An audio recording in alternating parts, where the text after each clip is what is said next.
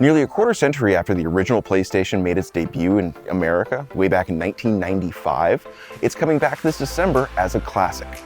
Like the Super NES Classic before it, and the NES Classic before even that, the PlayStation Classic packs 20 games into a simple console box that you can plug directly into your television.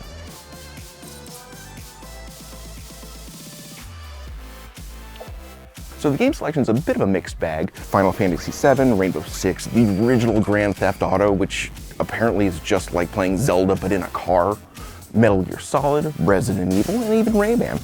Then you've got less well-known titles like Siphon Filter or Intelligent Cube or Mr. Driller, which is actually quite fun once you get the hang of it.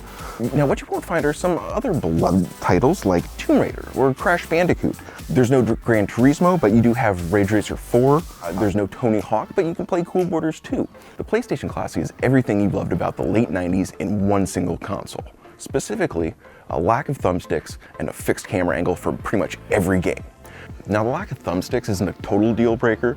For side-scrolling platformers like Rayman or top-down RPGs like Wild Arms or Final Fantasy VII, you're not going to notice that much of a difference in the gameplay.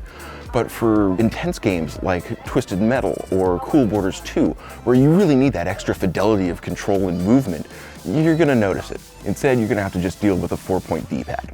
But since thumbsticks didn't exist on the original PlayStation, they're not going to exist on the PlayStation Classic. The controllers are pretty much what I remember them being from back in the day. They were a little smaller. I'm not sure if that's because the Classics are actually shrunk slightly like the rest of the console, or if my hands just got slightly bigger.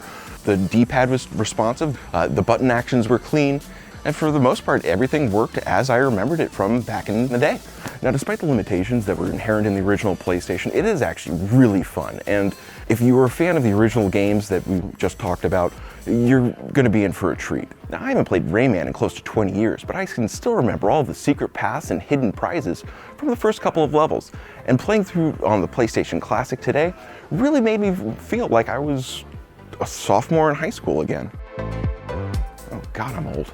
The graphics can vary greatly between these games. You've got blocky and pixelated stuff from around 95, 96, like Cool Borders 2 or Battle Arena Toshinden, to more polished stuff that came a little bit later, like Resident Evil or Tekken 3. Still, it's really interesting to see how quickly the graphics improved on the PlayStation between 95 and 2000, when the last game for the Classic was actually released. Now, whether you decide to pick this up for the holidays or not really depends on your own personal situation. Some people may want to pick up one for their kids to show them how far gameplay and graphics have come in the last 20 years and how good their kids have it with the PlayStation 4 and Xbox One these days.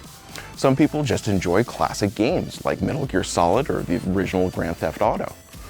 And still other people might buy it just because they love these little classic boxes and they want to get the whole set. Unfortunately, if that's your case, you're going to have to wait until at least the middle of the next decade for the PlayStation 2 Classic to arrive.